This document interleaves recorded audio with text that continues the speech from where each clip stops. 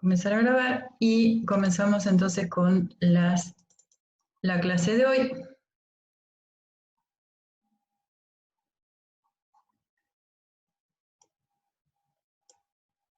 Como les decía, la unidad que comenzamos a ver hoy es alcanos. Esperen un momentito que acomodo el chat por si tienen alguna consulta.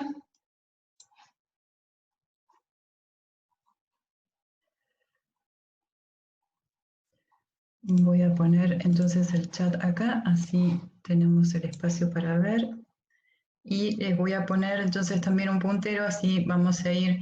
Voy a compartir dos pantallas. Esta que corresponde al archivo que voy a usar como guía para explicar los temas que vamos a ver hoy.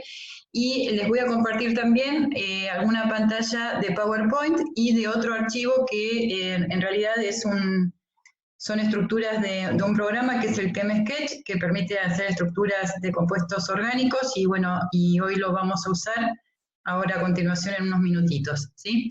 Así que bueno, son 3 archivos los que voy a compartir. Les digo que todos los que voy a compartir hoy y el jueves los van a tener a disposición en Pedco a partir de hoy, y al igual que la grabación de la clase, ¿sí? Bueno, como les decía, vamos a comenzar con la primera familia de hidrocarburos, ¿sí? La hemos presentado cuando al comienzo del cuatrimestre explicamos nomenclatura de compuestos orgánicos, ¿sí? La nomenclatura IUPAC y la nomenclatura no sistemática. Ahí presentamos a los hidrocarburos y la familia que vamos a comenzar a ver hoy es una de las familias más importantes, ¿sí? Más importantes porque los alcanos, ¿sí? Son los principales componentes del petróleo y son usados en general como combustibles o como fuente de energía, ¿sí? Por lo tanto, bueno, es una de las familias que más importancia industrial presenta. Bien, ¿qué vamos a ver de alcanos? Acá hay una síntesis de todos los conceptos que vamos a ver para esta familia, ¿sí? Vamos a ver y repasar algunos conceptos de estructura, ¿sí? Algunas generalidades respecto de la estructura de los alcanos, de la nomenclatura asociada a esa estructura. A continuación vamos a ver propiedades físicas, ¿sí? Métodos de síntesis, obtención, y a continuación, esto lo vamos a ver al final de la clase de hoy y el jueves seguimos, las reacciones para los alcanos, ¿sí? Vamos a comenzar a ver la sustitución homolítica, ¿sí? La presentamos cuando vimos mecanismo, la vamos a desarrollar en estas clases y vamos a ver entonces como sustitución homolítica la sustitución para el metano, que es el primer alcano, el alcano más pequeñito, de menor peso molecular. Vamos a ver sustitución homolítica en esa molécula para al final ver alcanos superiores, es decir, alcanos de mayor peso molecular, ¿sí? La sustitución homolítica es una de las reacciones más importantes para los alcanos. En particular la denominamos halogenación, ¿sí? Porque lo que vamos a hacer es ofrecer o hacer reaccionar el alcano con halógenos. El mecanismo es sustitución homolítica o radicalaria. Otra de las reacciones importantes para esta familia de hidrocarburos es la combustión. También vamos a ver en qué consiste esta reacción y cuál es la importancia desde el punto de vista práctico e industrial, ¿sí? Bueno, comenzamos repasando algunos conceptos porque comenzamos con estructura, ¿sí? ¿Qué son los alcanos? Los alcanos son hidrocarburos, es decir, son compuestos orgánicos que están constituidos por 2 elementos, el carbono y el hidrógeno. ¿Sí? La relación que existe entre hidrógeno y carbono en esta molécula es la que ven en esta pantalla, ¿sí? La relación es carbono N, hidrógeno 2N más 2. Esta relación que estamos viendo aquí corresponde a la máxima relación hidrógeno-carbono que puede presentar un hidrocarburo, ¿sí? Es decir, los alcanos, por la relación que tienen entre el hidrógeno y el carbono en su molécula, se clasifican como hidrocarburos saturados. El término saturado significa esto, ¿sí? Que presentan, esperen un minutito, que presentan entonces la mayor relación hidrógeno-carbono. Dicho de otra manera o definido de otra manera, los alcanos presentan todos sus enlaces covalentes, carbono-carbono y carbono-hidrógeno, todos los enlaces covalentes son simples. Bien. ¿Cuál es la hibridación que va a presentar el carbono en los alcanos? Es un concepto que vamos a ver ahora. Considerando todo lo que dijimos recién, si los enlaces covalentes son todos simples, la hibridación que va a tener el carbono va a ser hibridación sp3. ¿Sí? Esta hibridación corresponde a una combinación del orbital s del carbono con 3 orbitales p. Se combinan completamente para dar 4 lóbulos u orbitales, que son los 4 orbitales sp3. A continuación vamos a repasar algunos aspectos de la geometría de ese híbrido y las características, ¿sí? El tipo de enlace que se establece entre el carbono y el hidrógeno, ¿sí? Que como les anticipé son todos enlaces covalentes simples, el ángulo de enlace está relacionado con la hibridación del carbono. ¿Sí? Si los carbonos presentan hibridación sp3, el ángulo de enlace va a ser de 109.5 grados, ¿sí? Que es el ángulo que corresponde a esa hibridación, ¿sí? Vamos a repasar entonces algunos conceptos de estructura y en particular, acá faltan las estructuras, esperen un segundito. Acá está. Estaban ocultas estas estructuras. Entonces, algunos aspectos, como les decía, de estructura, y vamos a ver la representación que más se usa para estos hidrocarburos, que es la representación de esqueleto. Es decir, son representaciones estructurales donde solo indicamos los enlaces covalentes carbono-carbono. ¿Sí? Bueno, como primer ejercicio y como para empezar a trabajar y recordar lo que hemos visto de alcanos hasta el momento, vamos a nombrar las estructuras que están indicadas en esta pantalla. ¿Sí? Bien, entonces, para nombrarlas, las vamos a ver, las mismas estructuras, no sé si lo están viendo, estoy compartiendo una pantalla del programa ChemSketch. Bien, tenemos las 5 estructuras que veíamos recién en el otro archivo, que son 5 alcanos. Me gustaría que me diga algunos si se ve bien. Sí, perdón. Yo no lo veo. No, Bien. profe, yo tampoco. Bueno, perdón, volvemos. Voy a sacar este video hasta que no escriba, lo voy a sacar. A veces tarda un poquito en aparecer cuando es del programa ChemSketch. A ver ahí. Ahí apareció. Gracias. Bueno, les decía, vamos a repasar estructura y nombre de los alcanos que tienen aquí en esta pantalla. Vamos a indicar entonces el nombre para cada uno de ellos, recordando que, vamos a poner aquí, recordando que vamos a aplicar la nomenclatura sistemática o IUPAC, ¿sí? Y vamos a nombrar cada uno de ellos, ¿sí? Indicando la cadena principal, las ramificaciones o grupos alquilos, indicando la posición de esos grupos, ¿sí? El primer hidrocarburo, que es el A, que es el más simple, uno de los más simples que tienen en estos ejemplos, corresponde al 2-metil propano, ¿sí? Este es el nombre IUPAC del compuesto que estamos viendo en el inciso A, y también se nombra como isobutano, ¿sí? Recuerden que el prefijo iso es aceptado por la IUPAC, ¿sí? Y corresponde a una estructura donde tenemos el grupo metilo, ¿sí? En el anteúltimo carbono de la cadena, ¿sí? En este caso sería este que estoy marcando acá. Entonces, el 2-metilpropano también se puede nombrar como isobutano. Bien, el siguiente alcano, ¿cuál es el nombre del B? 2-metil, 3-metil, 2,3-dimetil. 2,3-dimetil, Hexano. hexano. Sí, hexano. 2,3-dimetilhexano. Perfecto, muy bien. El C. 4-etil, 3-metil, octano.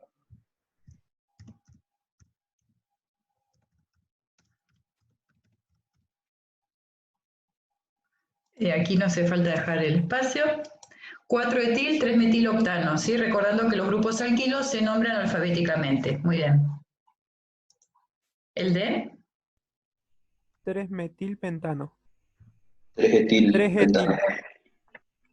Etil.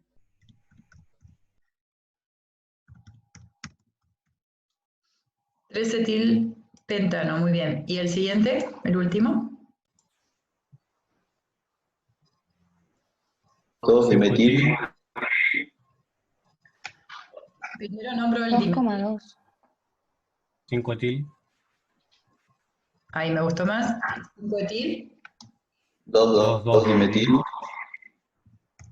Y la cadena.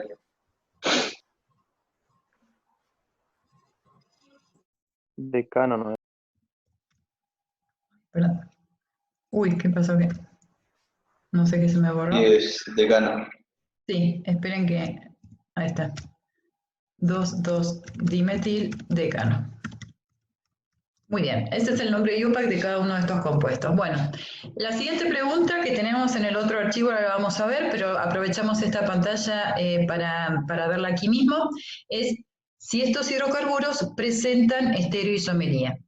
Si presentan estereoisomería, ¿qué tipo de isomería presentan? ¿Sí? E indiquemos el estereocentro. ¿Sí? Esas son las preguntas que tenemos para el repasito. Bueno, empezamos con el 2-metilpropano. Este compuesto, perdón, ¿tiene estereoisomería? ¿Presenta estereoisomería? No. No. No. Isomería óptica no tiene, geométrica tampoco, ¿sí?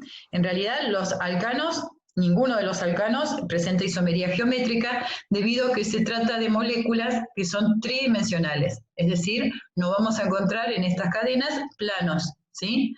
No vamos a tener centros de isomería geométrica, ¿sí? Excepto para los cicloalcanos, ¿sí? Pero para los alcanos de cadena abierta, que son los primeros alcanos que estamos estudiando, no hay isomería geométrica. Isomería óptica vamos a tener en el caso de tener un centro asimétrico, ¿sí? O carbono quiral, ¿está bien? Bueno, entonces, en el 2-metilpropano no tenemos isomería óptica, ni geométrica. ¿En el B? En el Sí. carbono 3, isomería óptica. En el carbono 3, isomería óptica. Quiere decir que ahí estamos viendo un carbono asimétrico, ¿sí? Que corresponde a ese carbono que estoy marcando ahí. Por lo tanto, si este compuesto se lleva a un polarímetro, va a desviar el plano de la luz polarizada, ¿sí? O sea que este compuesto presenta isómeros ópticos, ¿sí? Es decir, yo puedo escribir un isómero, un enantiómero de este compuesto, indicando entonces la estructura que corresponda a su imagen especular, o sea, su enantiómero. Muy bien. En el caso C,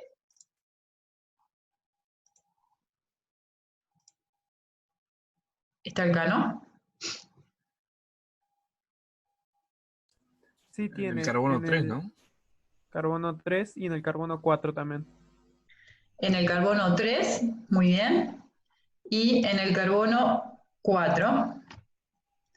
¿Seguros todos, verdad? Esto ya es un repasito, pero bueno, vamos a ver estereoisomería en todas las unidades, o sea que cuando comencemos cada una de las familias vamos a hacer un repaso de estos conceptos, ¿sí?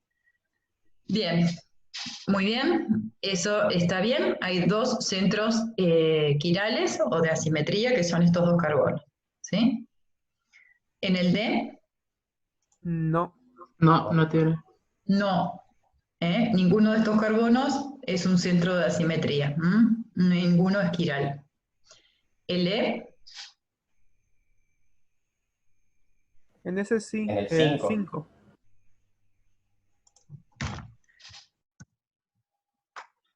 Profe, en ese caso no va primero el dimetil antes que el etil en el nombre, por orden alfabético. esperen que tengo que habilitar a dos compañeros que están esperando. Me decías aquí el etil y luego el dimetil. Claro. El di, el Va al prefijo, revés.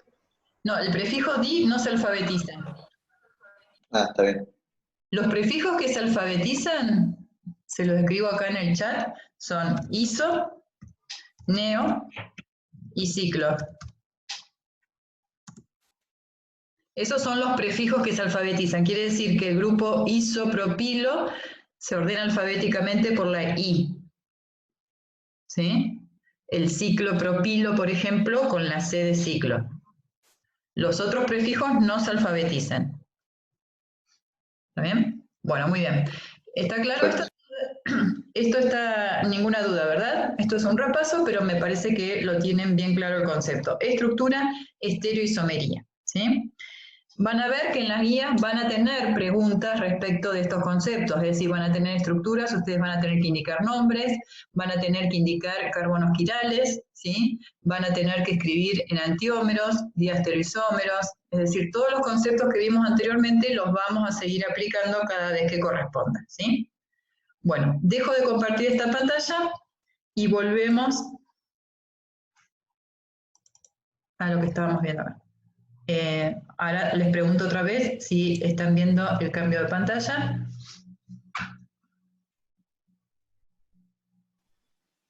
Sí, sí, se ve. Bien, Bárbara. Bueno, entonces, ya respondimos estas preguntas. ¿Algunos pueden presentar estereoisomería? Ya lo estuvimos desarrollando en la otra pantalla. Indicamos cuáles eran los estereocentros, o sea que este repasito ya lo tenemos listo, ¿sí? Bien. Vamos a comenzar con este concepto, que es un concepto nuevo, porque si bien nosotros vimos isómeros y vimos isómeros geométricos, isómeros ópticos, no hemos visto conformeros, ¿sí? No hemos desarrollado el concepto de conformación. Ah, ahí Eugenia aclara. La aclaración de Eugenia en el chat, no sé si la están viendo, respecto de lo que habíamos visto recién de la alfabetización de los grupos. Cuando el grupo es complejo, es decir, se escribe entre paréntesis, se alfabetiza con la primera letra que aparece en ese paréntesis. O sea que si el di está dentro de un paréntesis, porque es un grupo complejo, ahí sí se alfabetiza, porque es como grupo complejo, se alfabetiza con la primera letra del paréntesis. Así que está bien la aclaración. Bueno, entonces, conformaciones, ¿sí? ¿Qué son los conformeros? Los conformeros son estructuras que surgen o se obtienen por rotación de los enlaces carbono-carbono, ¿sí? ¿A qué me refiero con esto? Es decir, acá lo que vamos a hacer es, no vamos a cambiar la orientación de los grupos como hacíamos cuando escribíamos los estereoisómeros, ¿sí? Sino que lo que hacemos simplemente es, dada una estructura, ¿sí? Lo que vamos a hacer es tomar este enlace, ¿sí? Lo podemos tomar con la mano si tuviéramos el modelo, y rotamos, es decir, giramos este enlace, ¿sí? Si yo giro este enlace, lo que voy a hacer es, fíjense, cuando yo lo giro, este carbono que estoy marcando aquí pasa a estar hacia arriba, ¿ven? Yo puedo pasar de esta conformación a esta simplemente rotando, ¿sí? Agarro esta esferita, roto, y lo que hago cuando roto es cambio de esta conformación a esta. Se trata de la misma molécula, es decir, yo tengo un alcano de 4 carbonos en los dos casos, es decir, la molécula de butano, ¿sí? Y la molécula del butano puede adoptar esta forma espacial o esta forma. Paso de una forma a la otra simplemente por rotación. Es decir, acá no cambio la orientación de los grupos, sino que simplemente roto ese enlace. Entonces, esta es la representación de esferas de la molécula del butano. Vamos a esta representación, que es la otra representación semidesarrollada, donde veo la cadena de 4 carbonos, pero está escrita de esta manera porque lo que quiero que imaginen es que ustedes tienen el ojo puesto acá. Donde está la flechita está el ojo de ustedes, ¿sí? Si yo miro la molécula del butano, parándome acá, mirándola desde acá, lo que voy a observar es un primer carbono, que es el que está marcado en rojo, y un carbono que está atrás del anterior, ¿sí? Estos dos carbonos, cada uno de estos carbonos tiene 3 enlaces covalentes, además del enlace que está indicado acá. En cada caso son hidrógeno-hidrógeno y metilo, ¿sí? Porque se trata de una molécula simétrica. Entonces, yo al butano lo estoy mirando desde el carbono 2 hacia el carbono 3. Y lo que observo es lo que les dije. Cada carbono está unido a 3 átomos o grupos, que en este caso son iguales, ¿sí? Bueno, para representar las conformaciones se usa una representación distinta a Fisher. ¿Sí? Nosotros vimos la representación de Fisher para indicar estereoisómeros, o la representación tridimensional, como están viendo acá, para indicar estereoisómeros. Pero si yo quiero indicar conformeros, es decir, cuántos conformeros puede tener este alcano, lo que voy a hacer es utilizar estas representaciones que se llaman representaciones de Newman. ¿Sí? Más abajo viene el nombre que estoy indicando acá. Esto corresponde a una representación de Newman que consiste en mirar a la cadena carbonada desde uno de los carbonos de la cadena, en este caso desde el carbono 2. Ese carbono 2 se indica con un punto en el mismo color, es decir, si mi carbono es rojo, este carbono rojo sería el punto en la representación de Newman, y el carbono que está atrás se indica con un círculo. ¿Sí? Entonces, punto y círculo son los dos carbonos a lo largo de mi observación de la cadena. Yo tengo el ojo acá y miro del carbono 2 y atrás está el carbono 3. Muy bien. Entonces, el primer carbono que observo es el punto, el carbono que está atrás de este es el círculo.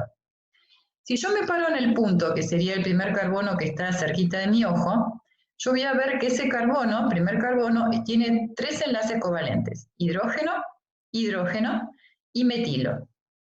El carbono que está atrás, que es el carbono indicado en azul, lo mismo.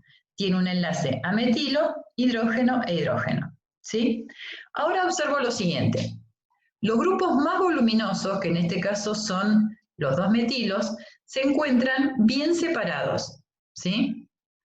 Esta configuración, donde los grupos voluminosos están separados y el resto de los átomos, que en este caso son hidrógenos, son pequeñitos, también están separados por el mayor ángulo que pueden estar separados, que es 60 grados, es decir, el ángulo entre el enlace carbono-hidrógeno y el otro enlace carbono-hidrógeno, este ángulo que estoy marcando acá es 60 grados. 60 grados es el mayor ángulo que yo puedo tener en una conformación. Dicho de otra manera, los grupos no pueden estar más separados que lo que están viendo en esta conformación. Esta conformación es la conformación de mayor estabilidad, por esa razón, porque los grupos tienen su mayor separación. De esta manera, si tienen la mayor separación, los electrones de los enlaces covalentes, que recuerden que en todos los casos estoy hablando de partículas negativas, van a estar lo más alejado posible y la repulsión electrostática va a ser menor. Esta representación de Newman, con los átomos bien separados, sobre todo los voluminosos, se denomina alternada. ¿Sí? A continuación están viendo la abundancia de esa conformación. ¿Sí? De todas las conformaciones posibles para la molécula que estamos viendo, la alternada representa el 90%. Tiene una contribución del 90% a las conformaciones posibles. ¿Sí? Sí. ¿Ese 90% es para un ejemplo o es siempre 90%? No, ese 90% es para esta molécula, pero siempre la conformación alternada es la de mayor abundancia. Es la de mayor abundancia porque corresponde a la conformación de mayor estabilidad. Yo lo que quiero es digamos, tener la situación donde los grupos voluminosos estén separados completamente y donde, fíjense, en este caso los hidrógenos, ¿sí? el ángulo de enlace carbono-hidrógeno, carbono-hidrógeno, este ángulo que estoy marcando acá, sea el mayor posible. ¿Por qué? Porque van a ver que a medida que los acerco, lo que estoy haciendo es aumentar la repulsión de los electrones del enlace. Entonces lo que yo quiero es tener la mayor estabilidad. ¿Cuándo logro la mayor estabilidad?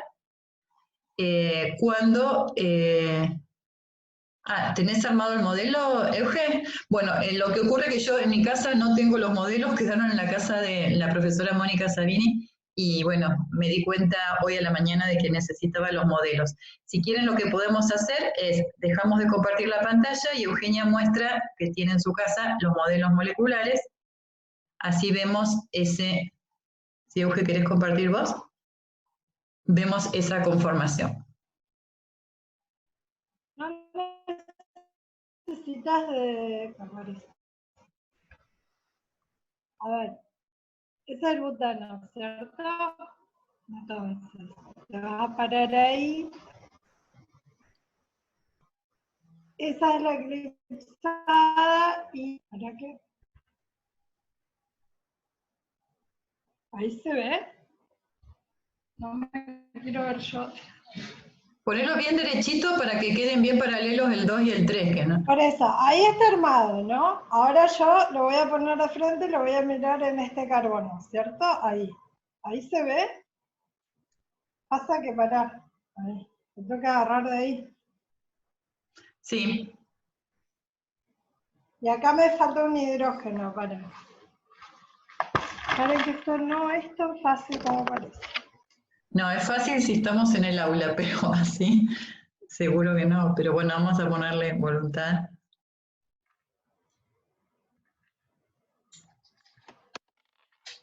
Voló un hidrógeno. Bueno, ahí. Ahí está. Entonces, ahí está. Ese es el carbono de adelante. No quiero poner mi mano. ¿Se ven ahí los tres? 1, 2 y el tercer grupo que va ahí, que es un etilo. ¿Se ve o no?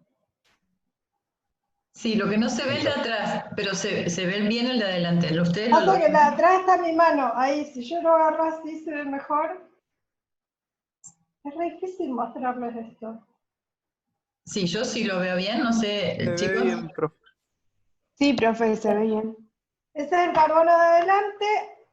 Sobre esta línea está el otro carbono y ahí ven un hidrógeno. El otro hidrógeno es donde está mi mano, digamos. Y el grupito etilo acá abajo. ¿Sí? ¿Mejor? Más o menos. Sí, Y la sí. eclipsada sería cuando están juntos, ¿cierto? O sea, ahí, a ver si ahí se ve. Ahora, fíjense con qué facilidad Eugenia rota para pasar de una conformación a la Bueno, otra. yo apenas hago así y ya roté.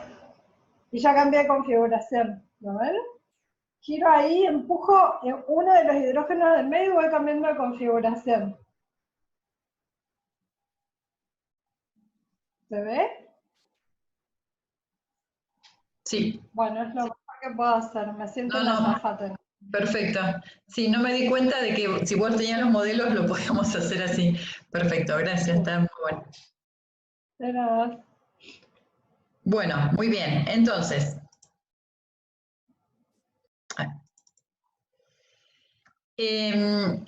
tenemos diferentes conformaciones para la misma molécula. ¿Cómo hago para pasar una conformación a la otra? Como veíamos recién, rotamos un enlace carbono-carbono, ¿sí? Cuando rotamos ese enlace pasamos de la conformación alternada que recién vimos y acá estamos representando en la representación de Newman, pasamos a una conformación donde está totalmente eclipsado, también lo vimos recién, es decir, este metilo tapa al metilo que está en el carbono 3, ¿sí? Si yo sigo mirando la molécula, estoy parada acá, mi ojo está acá, sigo viendo la molécula desde el 2 al 3, el carbono 2 es el que está en rojo, acá está mi ojo donde está la flecha, ahora es un punto en la representación de Fischer, el carbono de atrás es el círculo azul, ¿sí? Pero ¿qué observo en esta conformación? El metilo eclipsa o tapa, ¿sí? Al metilo que está en el carbono siguiente, ¿sí?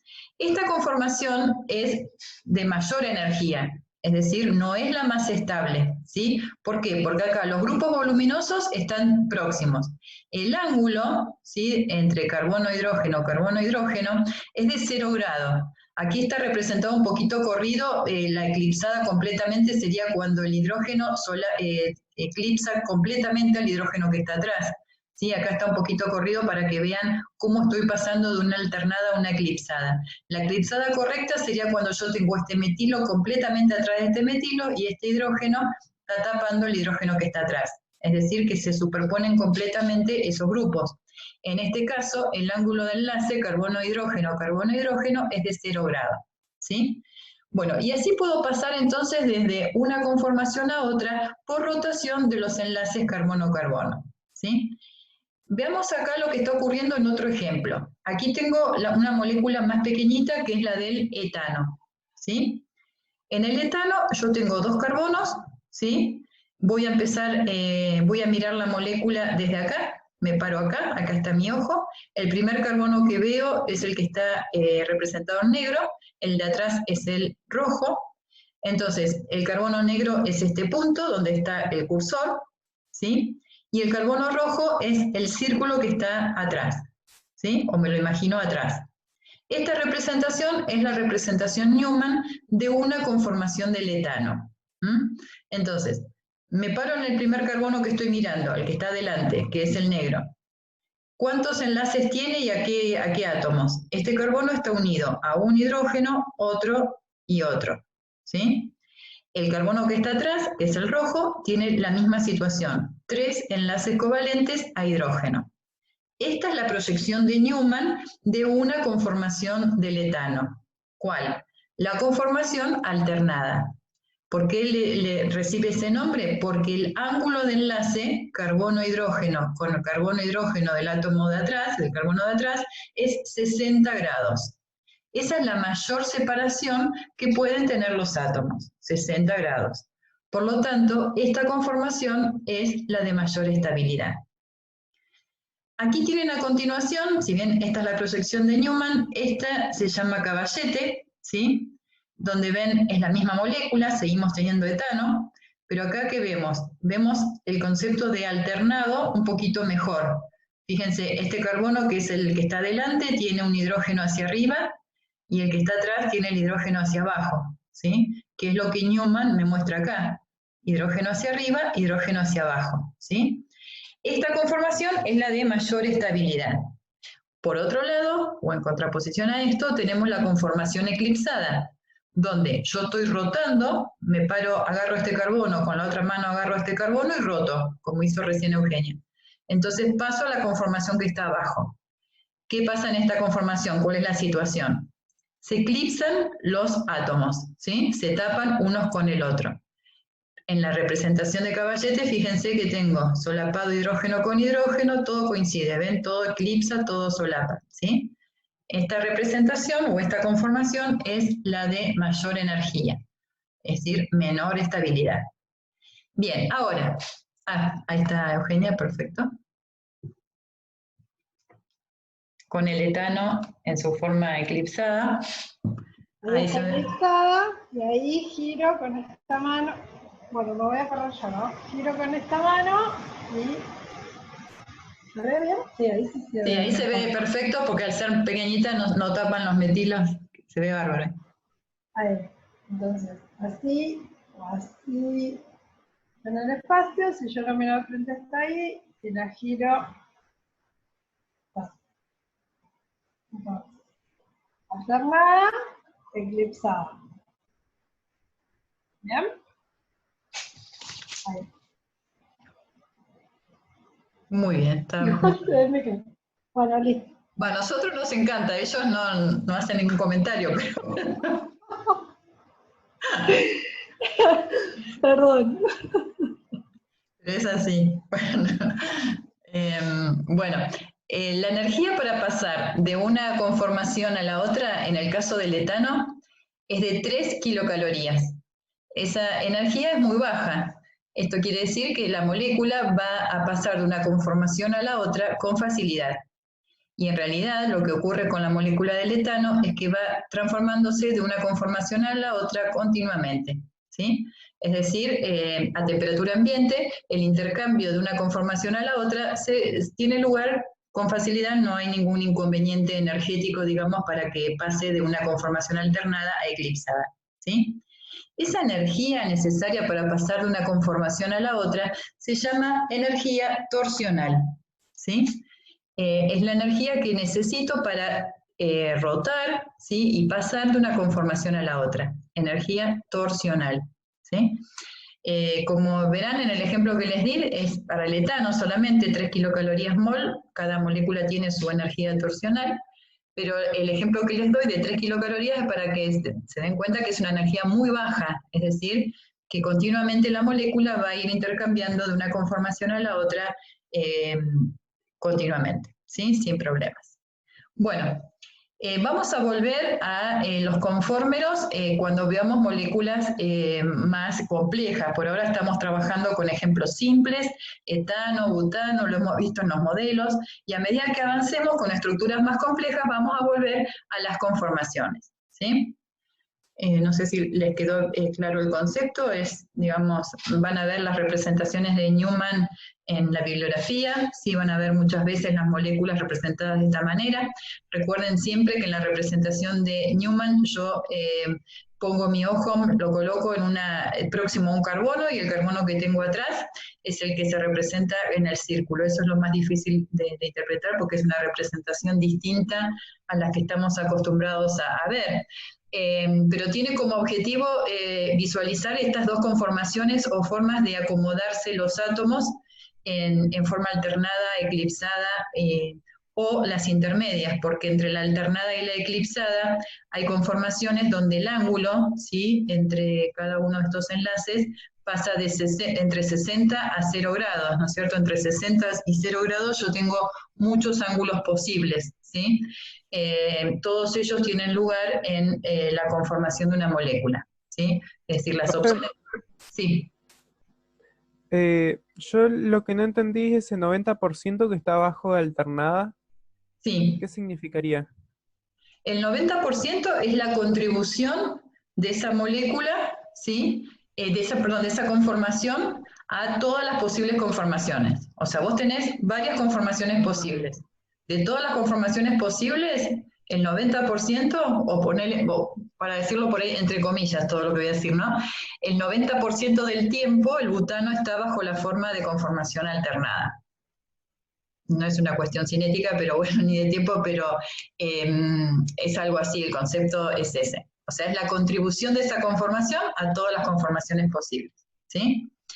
Entre 60 grados de ángulo, que es el que tienen acá, y 0, que es el de la completamente eclipsada, hay otras posibilidades, ¿sí? El ángulo puede ser 45, 30, 35, 20, o sea, hay distintos grados de eclipsado o de alternado, ¿sí? Es decir, yo voy a tener distintas conformaciones. Acá estamos viendo dos que serían los extremos, o alternada completamente o eclipsada completamente. En el medio, entre una y otra, tengo varias conformaciones posibles. El 90% indica eso, que de todas las posibilidades, el 90% corresponde a esto. O sea, el butano va a preferir estar bajo su forma alternada. Bien, entonces, el concepto de energía torsional como la energía necesaria para pasar una conformación a otra, y presentamos solo el concepto, vamos a volver sobre él más adelante con moléculas de mayor complejidad y la representación de Newman. Bueno, vamos a avanzar un poquito, así tenemos conceptos para empezar con los problemas también. Propiedades físicas, ¿sí? Las propiedades físicas, como ya lo saben y lo han visto, solo repasamos el concepto, están relacionadas con fuerzas atractivas, ¿sí? Es decir, ¿cómo interaccionan las moléculas orgánicas? ¿Cuáles son las fuerzas atractivas entre las moléculas? ¿Sí? Ahora bien, esas fuerzas atractivas que se llaman fuerzas intermoleculares, ¿sí?, tienen que ver con un concepto anterior que es el de enlace covalente. Es decir, dentro de la molécula, ¿qué tipo de enlaces tenemos? Una molécula orgánica, en este caso un alcano, va a tener siempre enlaces covalentes. Y además, esos enlaces covalentes son no polares, siempre. Es decir, en este caso no tenemos ninguna posibilidad de polaridad. ¿Sí? ¿Por qué? Porque son moléculas que están formadas solo por carbono e hidrógeno. Entonces, si los enlaces covalentes son si los enlaces son covalentes y no polares, las fuerzas atractivas, ¿sí?, que tienen que ver con lo que dije anteriormente, van a ser las fuerzas de London, también llamadas fuerzas dispersivas. Es decir, son fuerzas que son débiles, ¿sí?, pero que dependen de la superficie de contacto. Es decir, las moléculas se van a acercar, ¿sí?, y de acuerdo a la superficie que ofrezcan, o el área molecular, van a tener mayor o menor atracción. Son fuerzas de corto alcance, además. Es decir, que para que tengan impacto o que, digamos, sean realmente atractivas, las moléculas se deben acercar, ¿sí? El concepto que les tiene que quedar cada vez que hablen de fuerzas de London o fuerzas dispersivas es que a mayor superficie de contacto, mayor interacción. Esto siempre vale, ¿sí? Entonces, las fuerzas atractivas van a depender de la superficie de la molécula. ¿Mm? Bien. Bueno, este concepto lo vamos a ver cuando veamos grupos funcionales. Por ahora no vamos a... O sea, ¿por qué son atractivas las fuerzas de London? Si bien no tenemos polos, pero ustedes saben que los electrones en los enlaces están totalmente en movimiento, ¿sí? Aunque yo lo represente como una línea de unión, los electrones no están estáticos en esa posición, sino que están todo el tiempo moviéndose, ¿sí? Igual que los electrones no compartidos, en caso de que tuviera un oxígeno o un nitrógeno, ¿no? Pero en este caso los electrones son solo electrones de enlace y están en movimiento. Entonces, todo movimiento de carga tiene tendencia a formar polos instantáneos, es decir, en algún instante un electrón se aleja y va a atraer a la molécula vecina que tenga situación opuesta. Es decir, el movimiento de electrones va a generar lo que se llaman polos instantáneos. Son instantáneos, ¿por qué? Porque surgen del movimiento justamente instantáneo o particular de los electrones, ¿sí? Entonces, un electrón que se aleja va a atraer un electrón que se acercó de una molécula vecina. Es una situación parecida a lo que decíamos, un polo negativo atrae un polo positivo. Bueno, acá no tengo polo neto, pero tengo polo instantáneo generado por movimiento de electrones, ¿sí? Entonces, única fuerza atractiva, fuerzas de London, ¿está bien? Bueno, si consideramos esto, y si repasamos esto que ya lo sabemos, vamos a evaluar las propiedades físicas de los alcanos. Los alcanos presentan diferente punto de ebullición, y esa es la propiedad física que los caracteriza. Cuando veamos los componentes del petróleo, sí, vamos a tener una clase particular sobre este tema, van a ver que el petróleo tiene diferentes alcanos, ¿sí? Con diferente número de carbonos, y que se van a clasificar según su punto de ebullición. Algunos hidrocarburos, algunos alcanos, son gaseosos. ¿Cuáles son?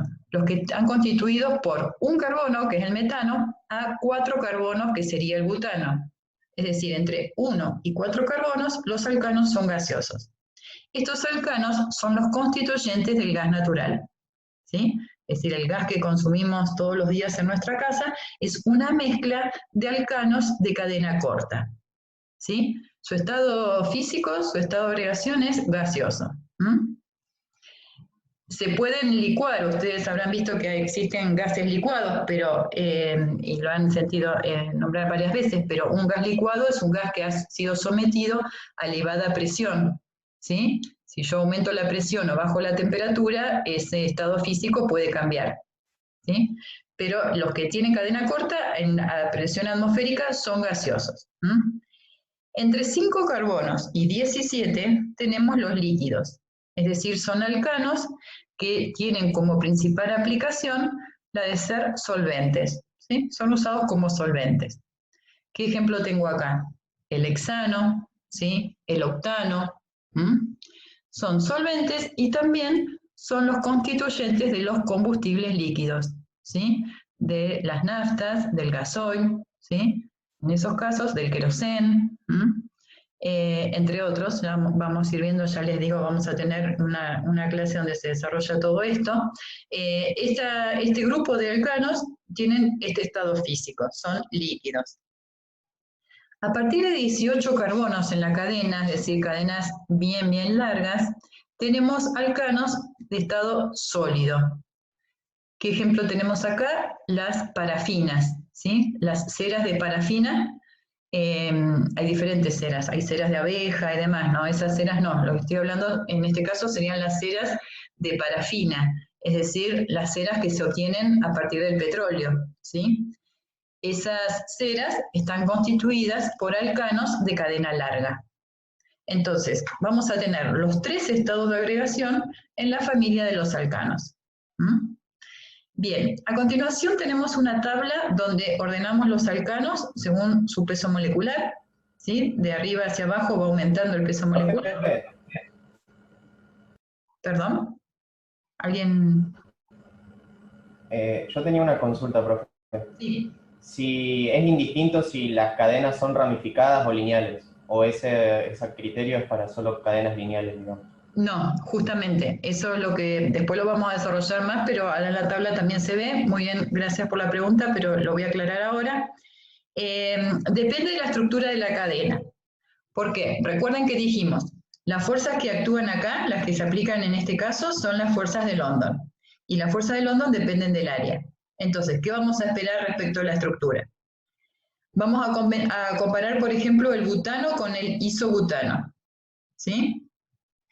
Lo que voy a hacer, esperen un poquito, voy a cambiar de pantalla. Y ahora van a tener que esperar unos minutitos porque tarda un poquito en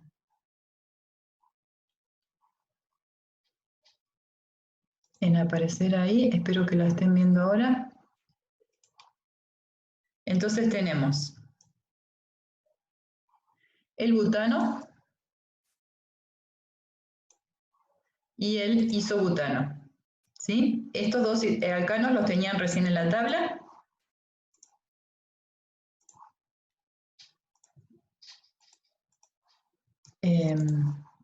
Perdón. Entonces, butano, cadena lineal, isobutano,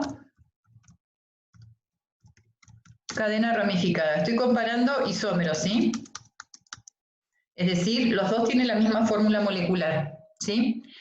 La superficie molecular es mayor en el caso del butano, ¿sí? El butano es una molécula que tiene mayor superficie. ¿Por qué? Porque una ramificación lo que hace es como comprimir esa molécula, es decir, compactarla, ¿sí? Se está transformando en una esfera prácticamente, ¿sí? Cuando yo coloco una ramificación en esta posición. Entonces la superficie de una esfera es el cuerpo geométrico de menor superficie, la esfera. Entonces esta molécula tiene una superficie menor que el butano. Esto se va a traducir en un menor punto de ebullición.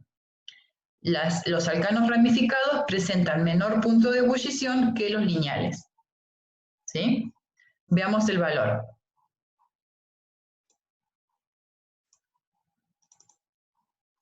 Fíjense, isobutano, menos 12. El butano, 0 grado. ¿Sí? Es decir, hay 12 grados de diferencia, fíjense, por haber ramificado la cadena. ¿Sí? Entonces, una ramificación de cadena siempre se va a traducir en un descenso del punto de ebullición. Ramifico, baja el punto de ebullición. La razón es que baja el área superficial, el área de la molécula. ¿Sí? Lo mismo pasa para el pentano, fíjense la diferencia. ¿Sí? De 36, que tiene el pentano lineal, baja a 28 en el caso de ser ramificado. Esto siempre lo van a ver en todos los isómeros. ¿Sí? Bien. Ahora, esta tendencia que tenemos en el punto de ebullición no la estamos observando en el punto de fusión. ¿Qué estamos viendo en el punto de fusión?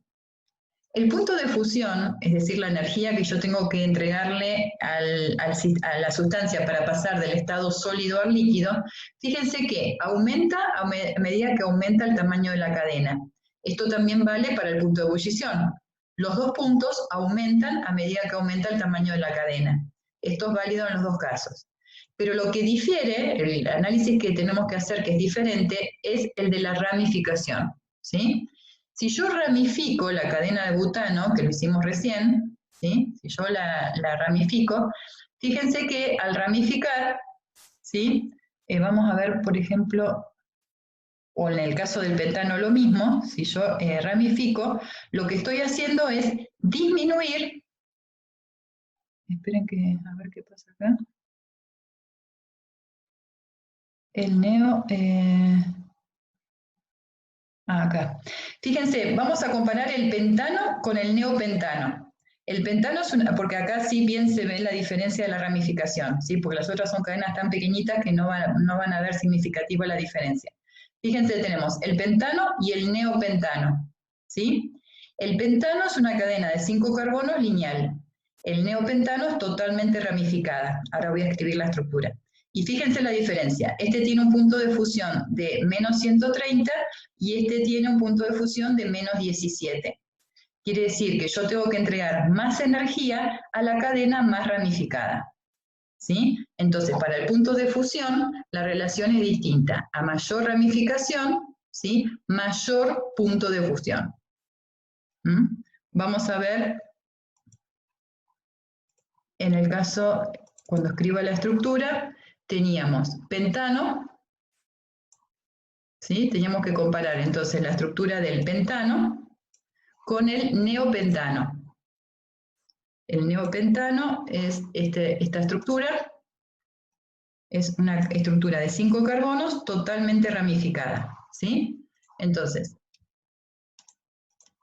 vamos a escribir acá el nombre, pentano y neopentano. El pentano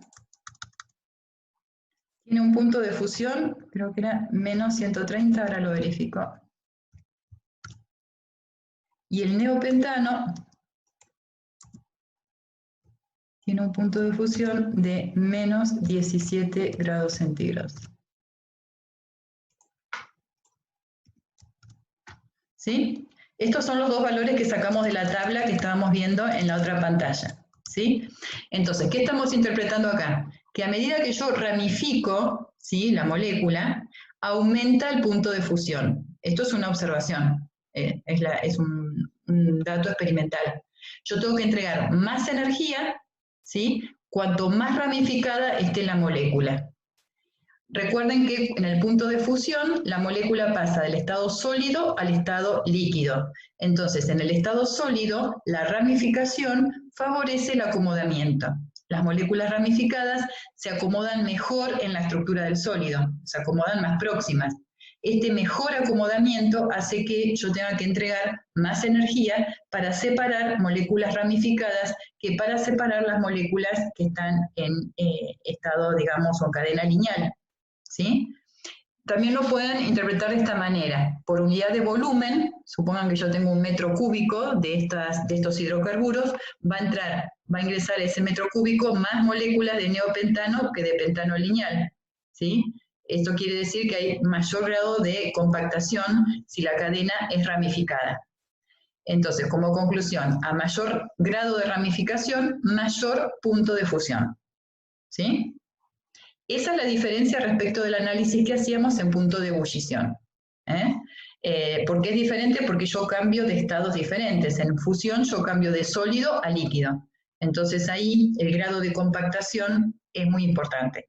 La molécula ramificada es una molécula muy compactada, o sea que en el sólido se va a acomodar perfectamente.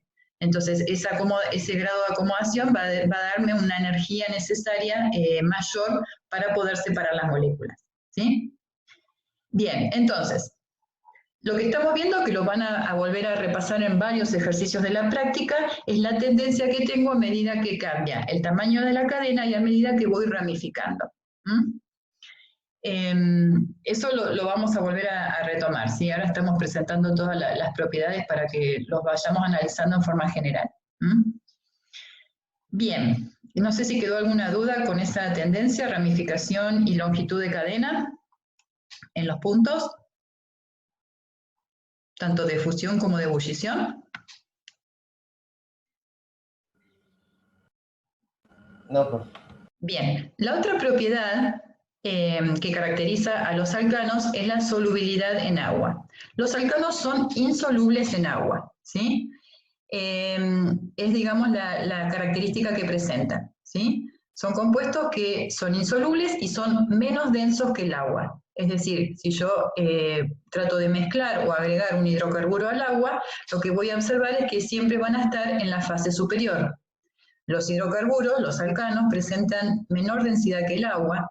La densidad depende del tamaño de la cadena, pero está entre 0,7 y 0,8 gramos por mililitro. Si yo lo comparo con el agua, que tiene una densidad de 1, vamos a ver que su densidad es menor. Son insolubles y son menos densos que el agua. Si son insolubles en agua, yo el agua no la tengo que considerar como solvente en ningún caso. Entonces, si yo quiero disolver un alcano, lo que tengo que hacer es recurrir a solventes no polares. ¿Cuáles serían los casos en que sí funcionaría como solvente? El benceno, el éter, el tetracloruro de carbono. Esos son ejemplos de solventes para alcanos, ¿sí? ¿Cómo justifico esta solubilidad? Por lo mismo que venimos diciendo. Si las moléculas de alcano son no polares, van a necesitar un solvente de las mismas características. Lo similar disuelve a lo similar, ¿se acuerdan? Lo han visto en la química general. Bueno, este concepto se aplica, por supuesto, acá. Los alcanos son no polares, los solventes son no polares. Bien, como les decía recién, la densidad es menor al agua, por lo tanto, nunca van a formar soluciones y siempre van a formar sistemas heterogéneos, donde el alcano va a estar en la fase superior. Este es un concepto muy importante en lo que es análisis ambiental, ¿sí? Cuando yo tengo que aplicar una tecnología de remediación de un agua contaminada con hidrocarburos, tengo que tener en cuenta esta situación, ¿sí? Los hidrocarburos siempre van a estar en la fase superior. Bien.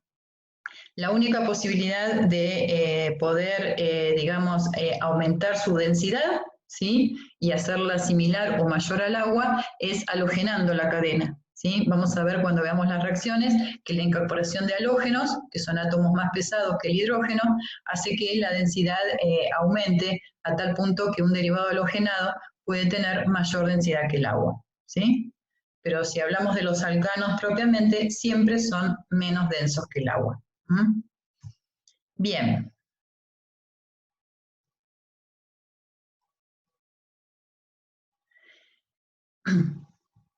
Bien, ¿de dónde se obtienen? Vamos a comenzar a ver métodos de síntesis. Algunos son industriales y otros, como estamos viendo acá, son métodos de extracción, ¿sí?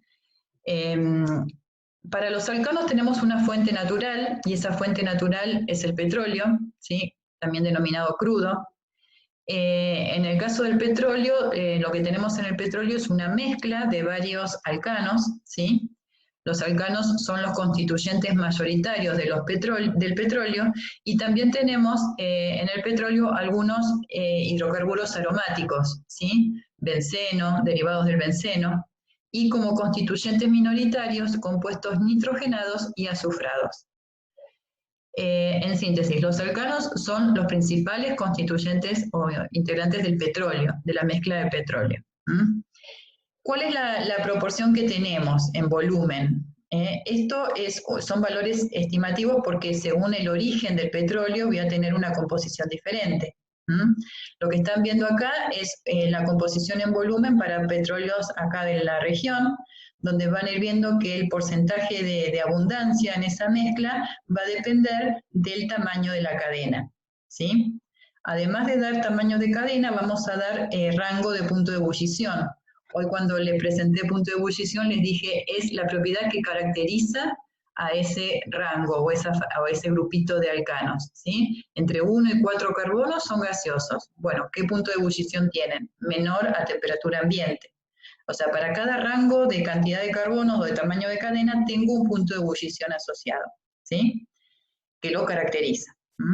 Entonces van a ver muchas veces cuando hablamos de composición del petróleo, van a ver que dice 30% de rango entre 30 y 200 grados centígrados. O sea, en lugar de darles el tamaño de la cadena, les indican el punto de ebullición, ¿sí? Porque es una forma correcta de caracterizar ese rango. Bien, entonces, ¿qué estamos viendo en esta tabla? Estamos viendo la composición de un petróleo tomado como ejemplo, como les decía, puede cambiar según el origen, el porcentaje en volumen para cada intervalo. Fíjense que el intervalo arranca con el gas, ¿sí? El gas es una fracción del petróleo, la fracción más liviana. Antiguamente esa fracción se descartaba, ¿sí? Se quemaba. Hoy es una de las fuentes más importantes para obtener energía. Y el gas natural está compuesto por estos 4 integrantes, metano, etano, propano y butano, ¿sí? Podemos encontrarlo bajo la forma natural gaseosa o bajo la forma de gas licuado si aplicamos el tratamiento correcto, ¿sí? La fracción que sigue en tamaño de cadena y en punto de ebullición es la que llamamos éter de petróleo, ¿sí? Este concepto éter de petróleo apareció en las primeras guías de nomenclatura. El éter de petróleo es diferente al éter sulfúrico. El éter de petróleo es una mezcla de hidrocarburos. Se denomina éter porque es una fracción ligera o de pequeño tamaño de cadena, ¿sí? O sea que es la fracción que tiene bajo punto de ebullición, ¿sí? Por debajo de 200 grados se considera que el punto de ebullición es bajo, o sea que son volátiles, ¿sí? Esa es la clasificación. O sea que si estoy en el rango entre 30 y 200 grados, tendría el rango volátil del petróleo. Por eso se denominan éter, ¿sí? a las cadenitas más pequeñitas. Luego tenemos los combustibles, nafta, gasolina y demás. Todos ellos forman parte de este rango de punto de ebullición entre 30 y 200 grados. ¿Sí? El querosén es el que le sigue en tamaño de cadena. El querosén es una mezcla de alcanos entre 12 y 15 carbonos. Ya tiene un punto de ebullición mayor, o sea que no entraría dentro de la clasificación de los volátiles. Y a continuación los combustibles más pesados, ¿sí? Los que son utilizados en aviación, en buques y demás. Aquí tenemos combustibles, fíjense, de distinta constitución de cadena, de entre 15 a 25, o sea que tenemos combustibles diferentes, aceites, ceras, asfaltos, ahí ya tenemos cadenas más importantes, ¿sí? De mayor longitud. Y por último tenemos las fracciones que son sólidas a temperatura ambiente, las breas, las parafinas y algunos aceites residuales, ¿sí? En este caso, si bien son fracciones que tienen poca abundancia, fíjense que estamos hablando de, bueno, que la abundancia puede ser variable, ¿no? Tenemos puntos de ebullición por encima de 400 grados. Bien. Lo que vamos a ver a continuación son algunos procesos, ¿sí? Industriales que se aplican a cada una de las fracciones que estamos viendo, a todas o a alguna de ellas, ¿sí? Si bien hoy los vamos a presentar, la semana próxima vamos a desarrollar todos estos procesos, ¿sí? En forma más detallada. ¿Qué son los procesos que se aplican a las fracciones del petróleo? Son los procesos que ocurren en la petroquímica, las plantas que se dedican a transformar las fracciones de petróleo, ¿sí? Esa transformación tiene que ver con una transformación estructural. Yo le voy a cambiar la estructura. ¿Y por qué quiero cambiar la estructura de esas fracciones? Porque, por ejemplo, hay algunas fracciones que son las más pesadas que no se pueden aplicar como combustibles. ¿Por qué? Porque tienen puntos de ebullición muy elevados. Entonces, con los procesos que vamos a ver a continuación, voy a transformar una fracción, por ejemplo esta, ¿sí? Que tiene menor importancia, o esta, ¿sí? En una fracción que tiene mayor importancia económica, como son los combustibles. Yo puedo pasar una fracción pesada a una fracción más liviana, con el objetivo de obtener un producto de mayor valor económico. ¿Sí? Sí. ¿Sería la separación de los productos o transformar el producto en otra cosa? No. La separación, eso lo vamos a ver cuando veamos bien en detalle estos procesos, pero la separación se llama destilación, que es el primer proceso que se aplica para separar las fracciones.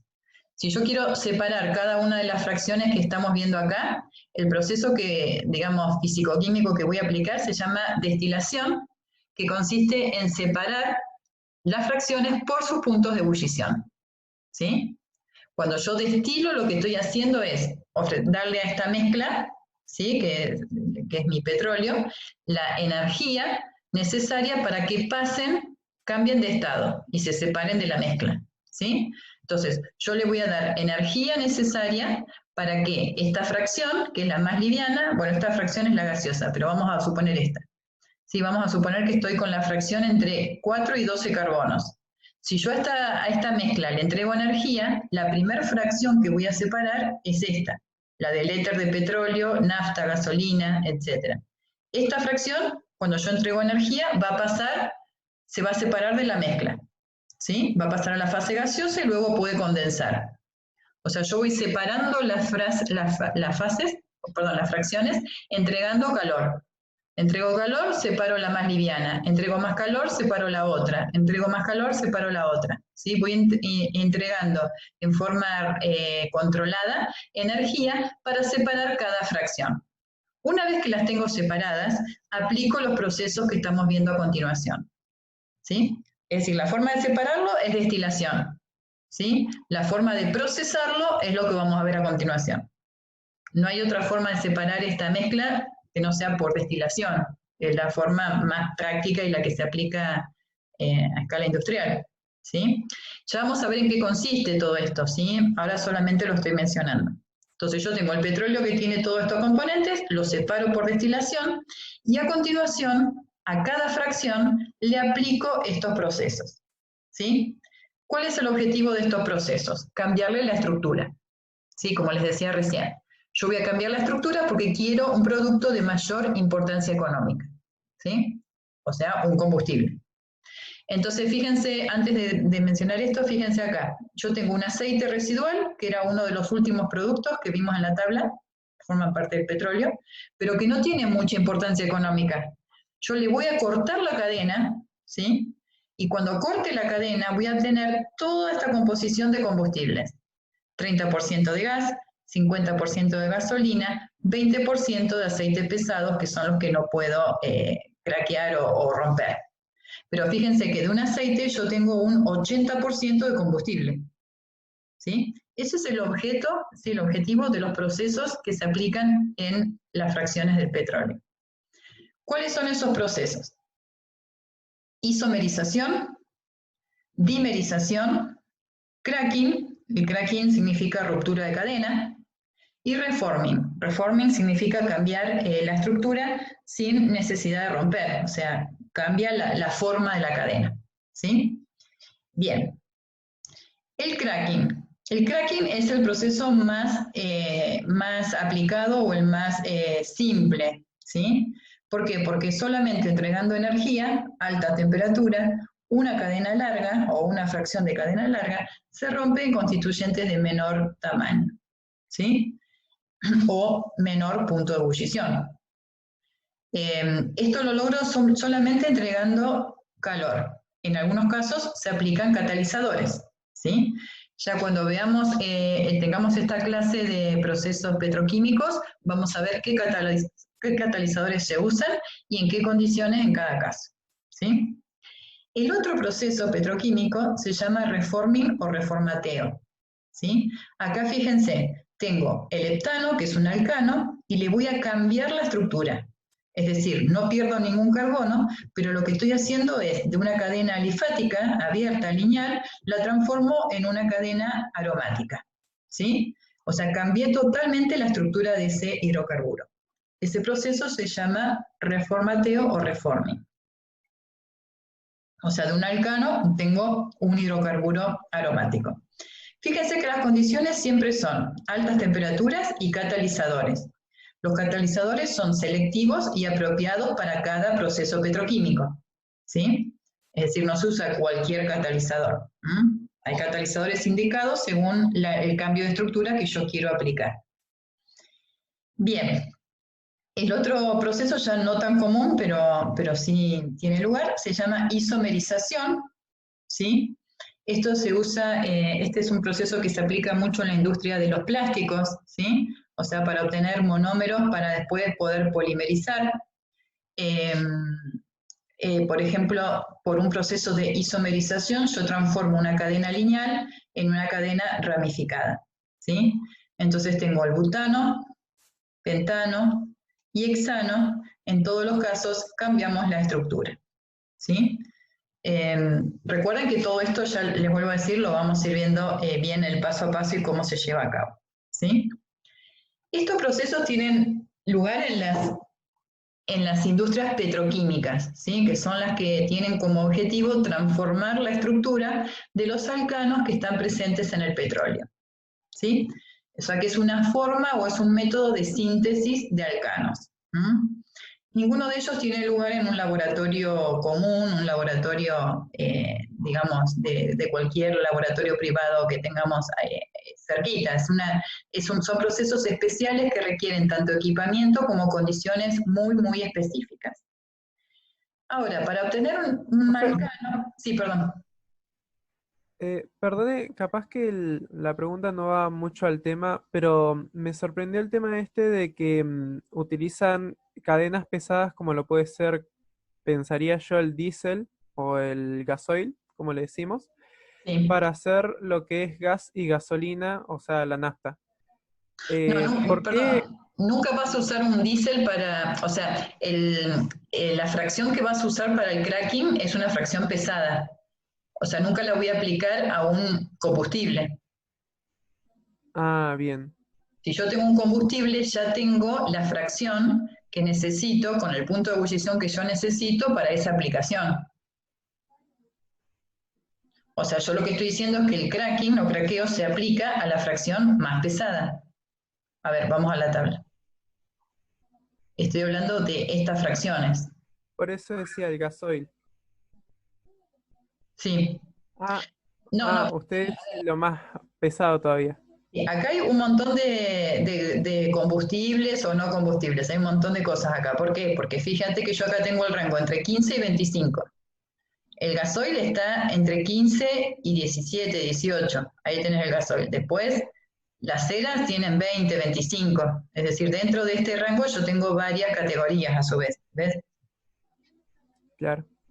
Entonces, ¿qué voy a elegir? Si bien yo señalé acá para hacer un cracking, de esto no voy a elegir un gasoil para hacer cracking, porque ya en el gasoil tengo el producto económicamente interesante, digamos.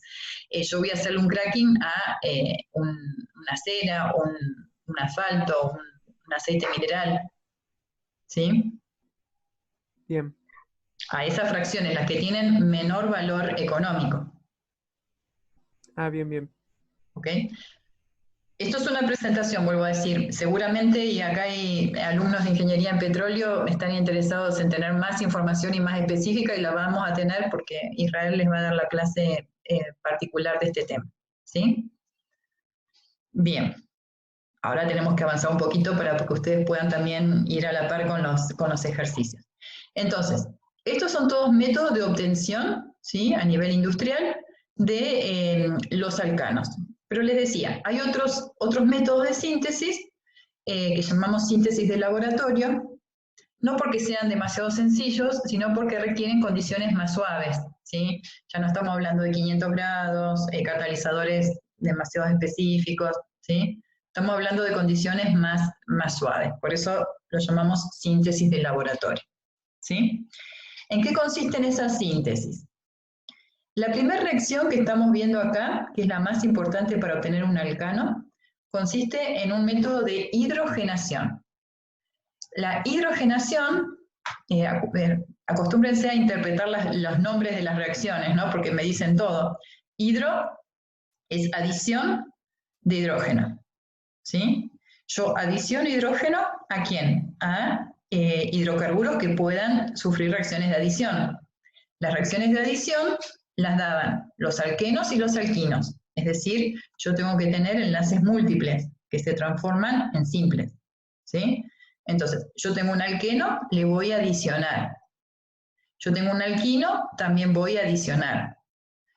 No puedo partir de un alcano, no tendría sentido, porque acá lo que quiero obtener es un alcano, ¿no? Pero voy a partir de un alqueno o de un alquino, que dan adición.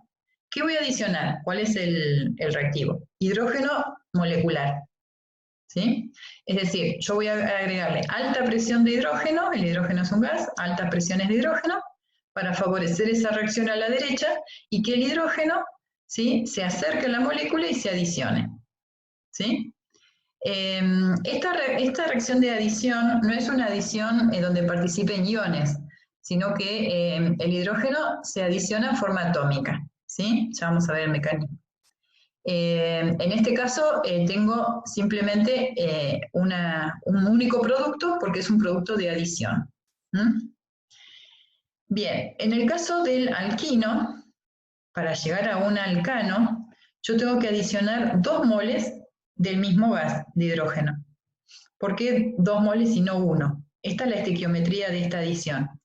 Si yo pienso en una estequiometría 1,1, es decir, un alquino adicionando un mol de hidrógeno me daría un alqueno.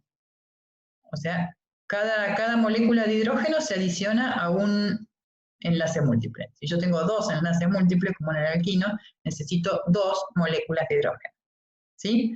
Dicho de otra manera, fíjense, estos 2 enlaces pi se transforman en 4 enlaces covalentes sigma. ¿Sí? Estos 2 serían de uno de los enlaces múltiples y estos 2 del otro. ¿Sí? Entonces la estequiometría acá cambia. Es una estequiometría 1,2, pero la reacción es la misma. ¿Mm? Bien, esa es una forma para llegar a un alcano en una síntesis que llamamos de laboratorio. ¿Sí?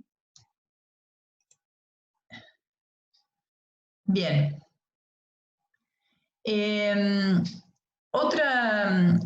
Otro método de síntesis es el que estamos viendo acá, se llama hidrogenólisis. Otra vez, el nombre de la reacción me indica qué está pasando. Hidrogenólisis de un haluro de alquilo. Es decir, yo un derivado halogenado lo voy a romper, lisis, ¿sí? Siempre cuando rompo un derivado halogenado lo que sale es el halógeno, ¿sí? El halógeno siempre es el grupo saliente.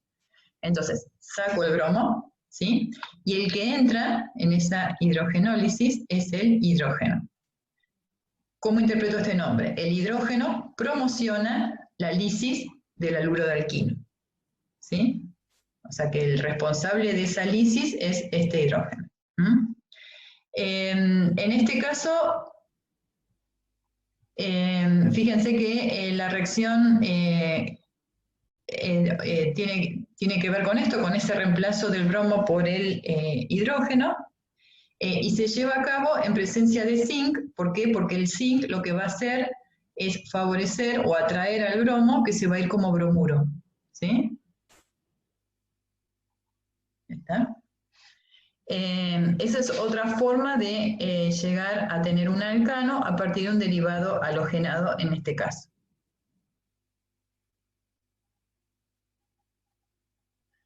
Bien.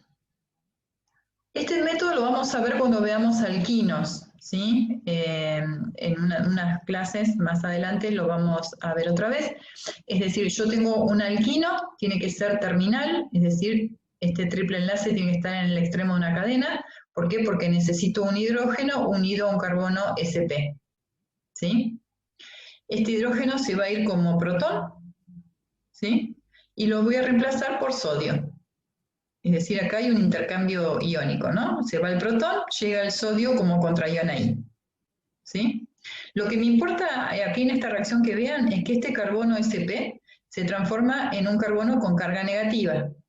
¿Por qué tiene esta carguita negativa? Porque este hidrógeno se fue como protón. Entonces, estos electrones de enlace están ahí. Este carbono negativo es un nucleófilo. Es decir, va a atacar, por estos electrones que tiene, va a atacar a un carbono. ¿A qué carbono va a atacar? A este que estoy señalando con el cursor. Este carbono que está unido al bromo.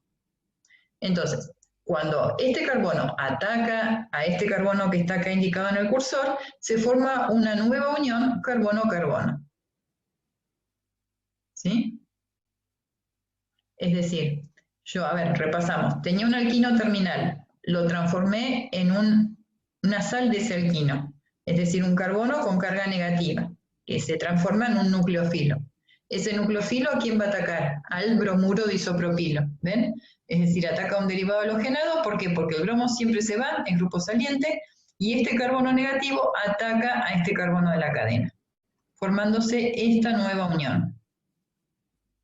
Esta es una forma de prolongar el alquino. Fíjense, yo tenía un alquino pequeño y ahora tengo un alquino de mayor tamaño de cadena.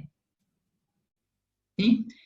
Esta reacción que estamos acá viendo se clasifica como sustitución nucleofílica. Es el ataque de un carbono negativo a un carbono de este sustrato. ¿Qué tengo que hacer para llegar al alcano? Simplemente adicionar hidrógeno acá. Ustedes saben que el método de síntesis, que es el más común, por eso lo vimos primero, es la adición de hidrógeno a un alquino. Yo adiciono hidrógeno y llego al alcano.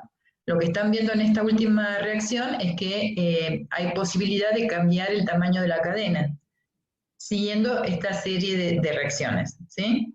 Parto de un alquino terminal, lo transformo en carbono negativo y ese carbono negativo ataca a un grupo alquilo, que en este caso es el isopropilo. Entonces lo que hago es incorporar 3 carbonos a la cadena original. Lo que me queda a continuación es la reacción con hidrógeno. Bien. ¿Estamos? Entonces, como método de síntesis, no tenemos nada más que esto. ¿Sí?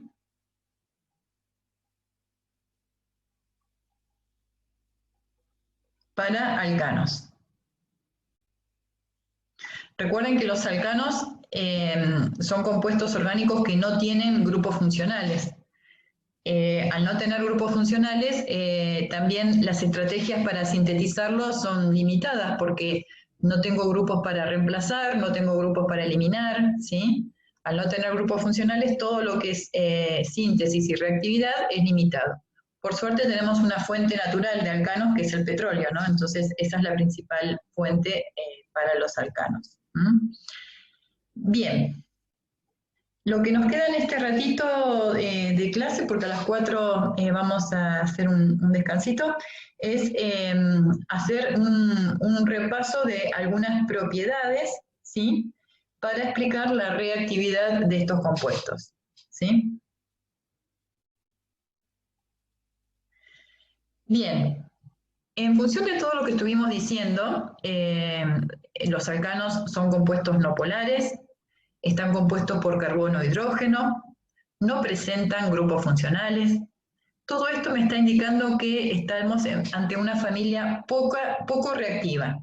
O sea, la reactividad no es su principal propiedad, ¿sí? Son compuestos que tienen una baja reactividad.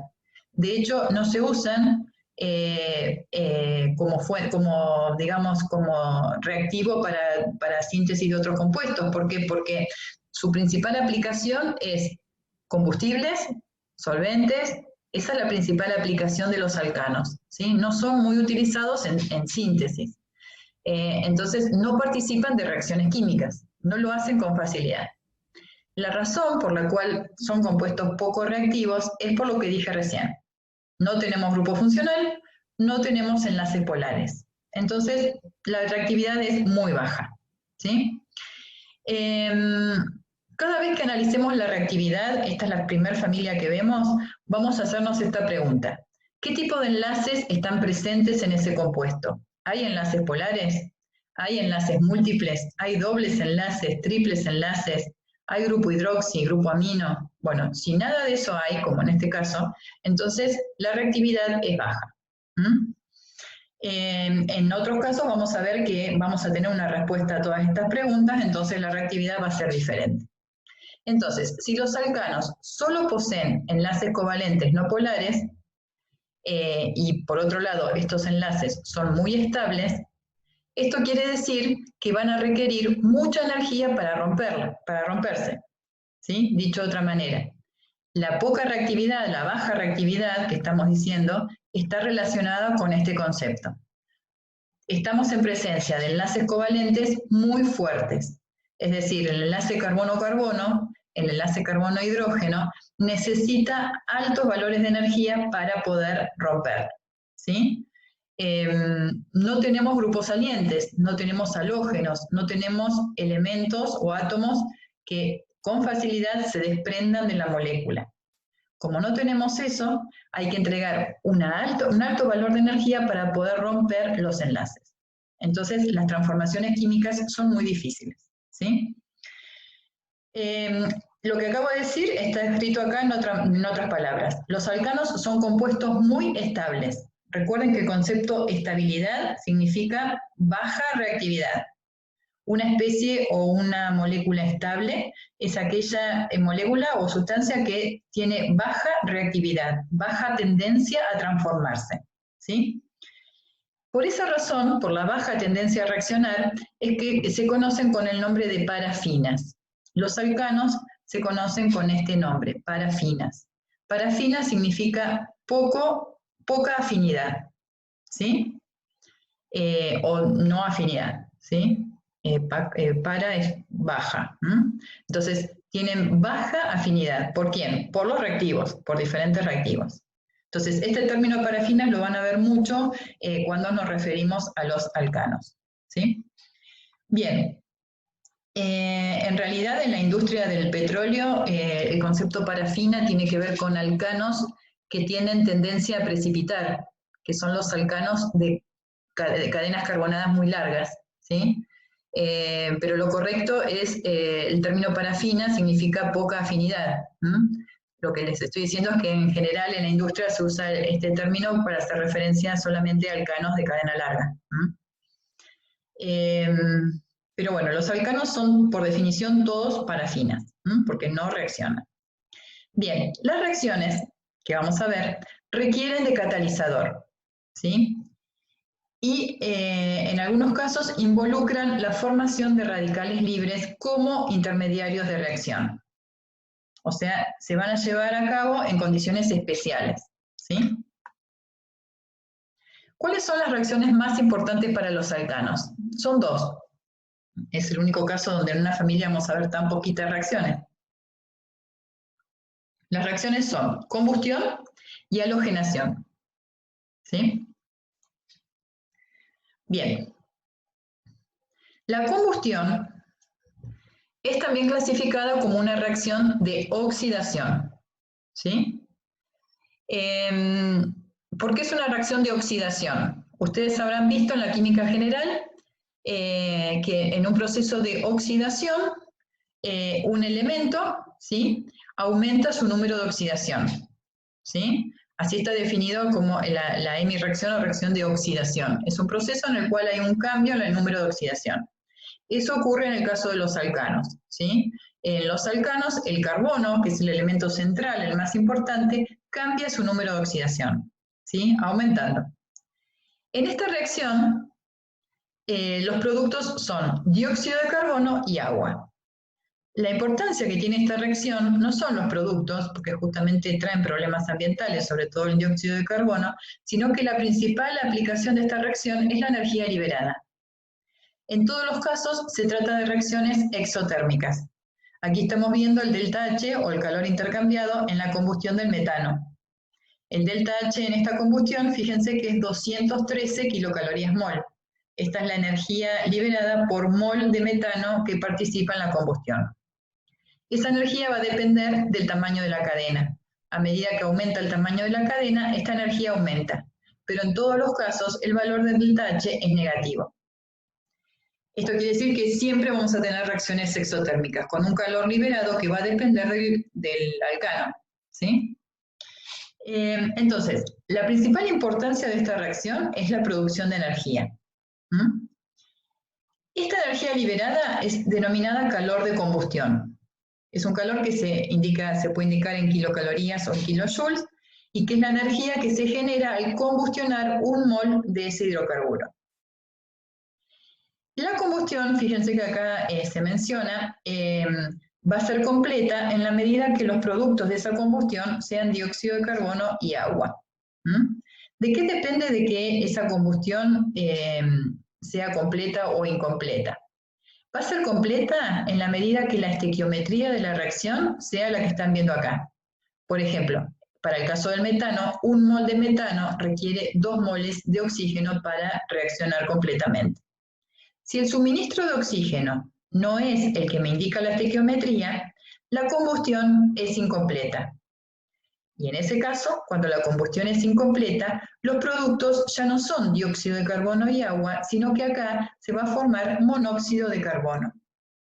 ¿Qué es el monóxido de carbono? Es un óxido, ¿sí?, donde tenemos un oxígeno menos, y ustedes saben que es un compuesto sumamente tóxico. ¿Por qué? Porque se va a unir al hierro en la hemoglobina y lo que hace es limitar la disponibilidad de oxígeno en el organismo.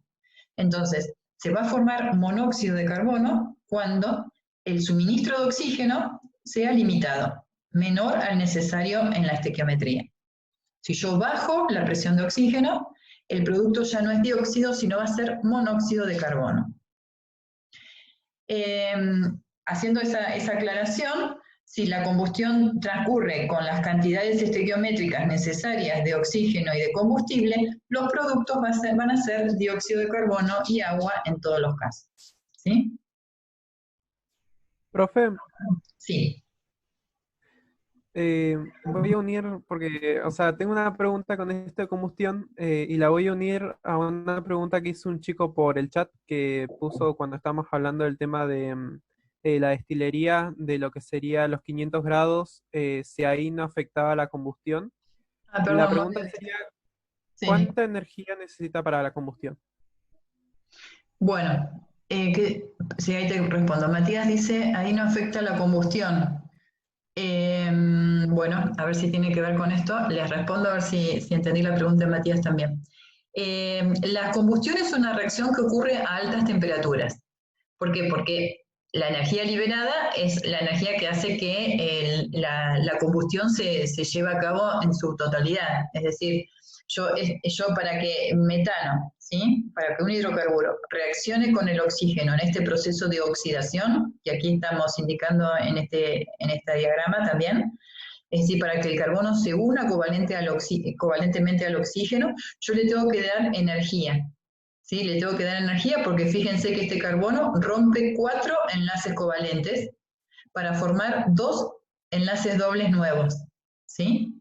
Es decir, hay que entregar energía para desarmar completamente la molécula del metano, entre comillas, ¿no? Esa energía necesaria es la energía inicial de la reacción. ¿Se acuerdan cuando vimos el diagrama de energía potencial de una reacción? Dijimos, hay una energía necesaria para que los reactivos se transformen en productos, ¿sí?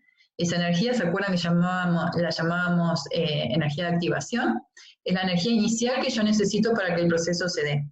Ahora, estamos en presencia de una reacción altamente exotérmica, o sea, libera altos valores de energía. Fíjense que para el metano solamente la cantidad de energía que se libera.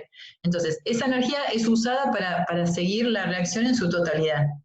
Es decir, para seguir rompiendo las moléculas del metano sin la necesidad de dar esa energía inicial. Esa energía inicial puede ser una chispa, ¿sí? No necesariamente es calor.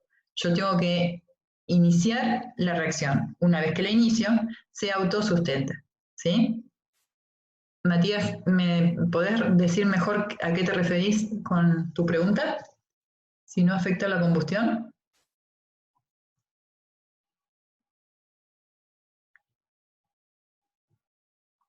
Matías se fue, me parece. Bueno, entonces, no sé si respondí.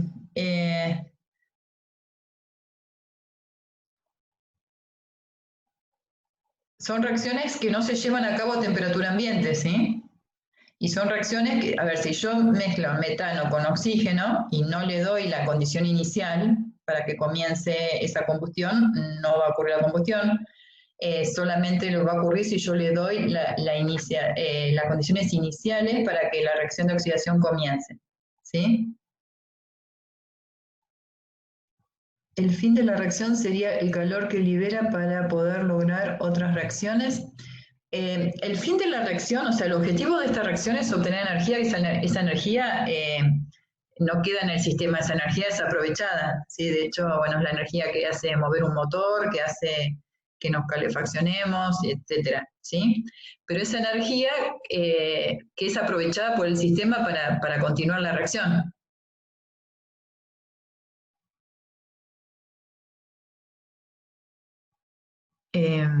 La temperatura, bueno, como te decía, no es necesario llevar el metano y el oxígeno a 300 grados para que se dé la reacción, ¿sí? Las condiciones de inicio pueden ser, o sea, vos necesitas que algunas moléculas, a ver, lo voy a decir así a ver si se entiende, entiendo cuál es la confusión, ¿sí? Que algunas moléculas comiencen a combustionar para que se empiece a liberar energía y la reacción avance, ¿sí? Esa iniciación es lo que yo le decía, puede ser desde una chispa a una primer temperatura de comienzo, pero después no es necesario mantener esa condición en forma externa. ¿Por qué? Porque el calor liberado es el aprovechado para que todas las moléculas del metano continúen su proceso de oxidación. ¿Sí? ¿Hay otra pregunta? Profe, Yo tengo una duda en lo que sería la combustión incompleta. Sí. O sea, la justificación, no entiendo la justificación de que se forme monóxido de carbono habiendo ausencia de oxígeno y no se forme, digamos, dióxido de carbono y quede gas presente sería del lado de los reactivos, sin participar. Bueno, lo que tenemos que hacer ahí es escribir el estado de oxidación, ¿sí? Para que se entienda eso. El estado de oxidación en el caso del metano, lo voy a escribir acá arriba, es -4, y en el caso del dióxido de carbono es +4, ¿sí? Esto que escribí acá arriba son los estados de oxidación para que ustedes interpreten esta oxidación como un aumento en el número de oxidación del carbono. Ese aumento es el mayor aumento que puede tener en una reacción de combustión. Es decir, yo parto en los hidrocarburos saturados, como en este caso, el estado de oxidación del carbono es +4. ¿Por qué? Porque el hidrógeno es +1, ¿no? Esto ya lo sabemos. Y este estado de oxidación que tienen acá es el mayor estado del carbono. O sea que esta oxidación es completa, ¿sí? Si yo te digo, en una oxidación incompleta, tengo el monóxido de carbono, si la combustión es incompleta, voy a tener monóxido de carbono más agua, ¿sí? Suponiendo que tengo 1 mol de oxígeno solamente, voy a tener monóxido de carbono más agua, ¿sí? En ese caso, si yo tengo monóxido de carbono más agua, el estado de oxidación en el carbono es +2. Perdón que esté medio desprolijo, pero por ahí como es un Word, aprovecho a escribir acá, para no cambiar la pantalla. Este está gigante. ¿Sí? +2 es el estado de oxidación en el monóxido. A esto me refiero con oxidación incompleta, es decir, el cambio en el número de oxidación no es el que corresponde al proceso de oxidación completa, con formación de dióxido de carbono.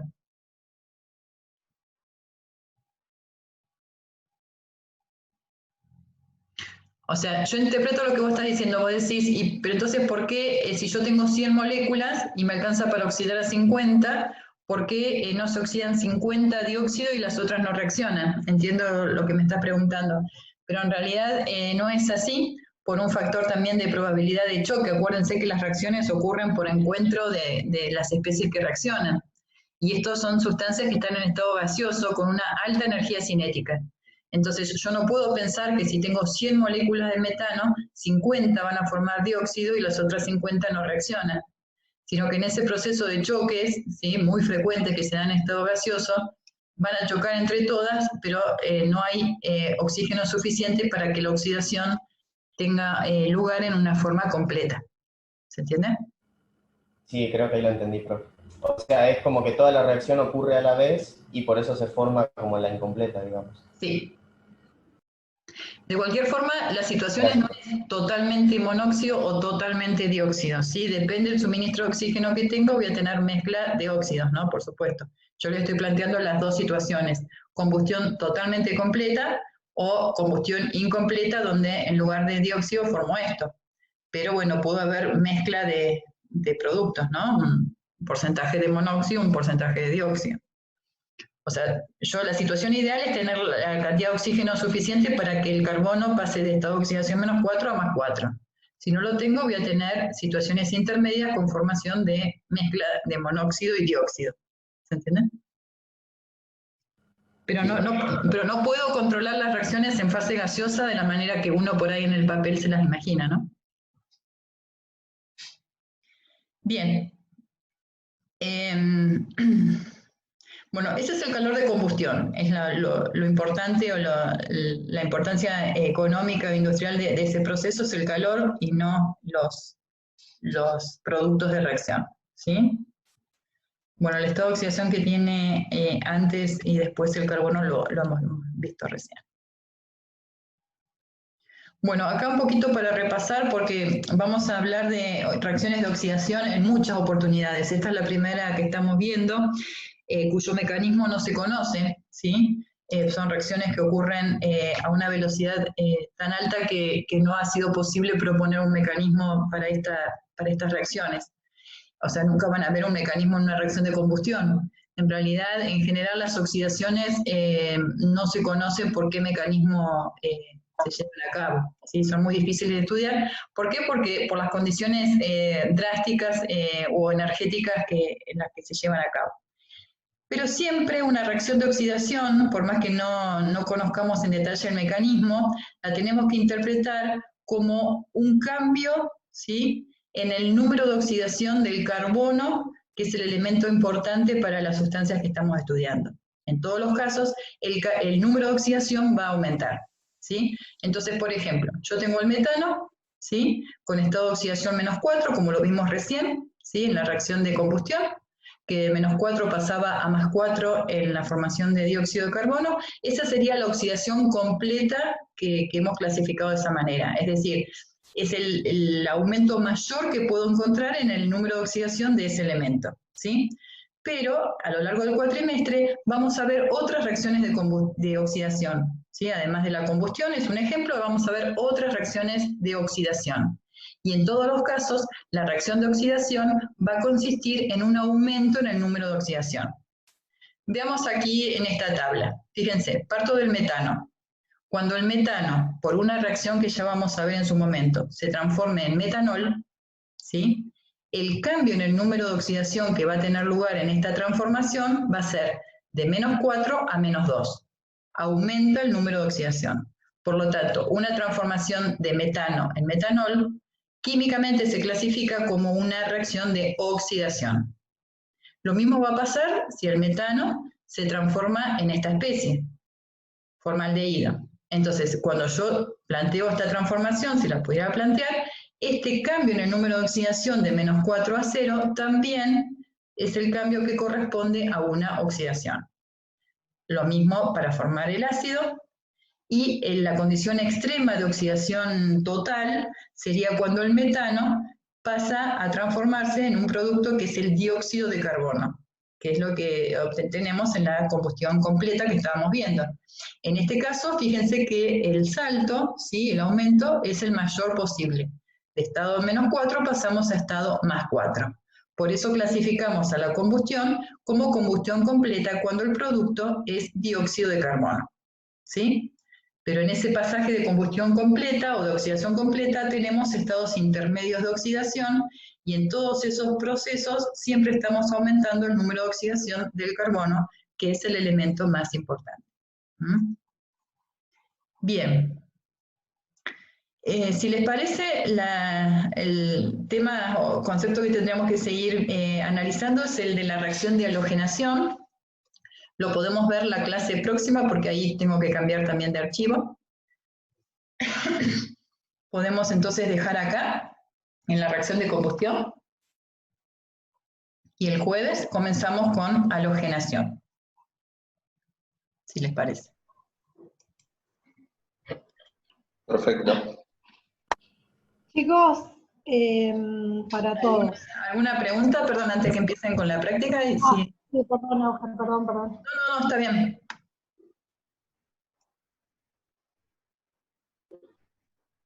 Bueno, no hay preguntas, parece.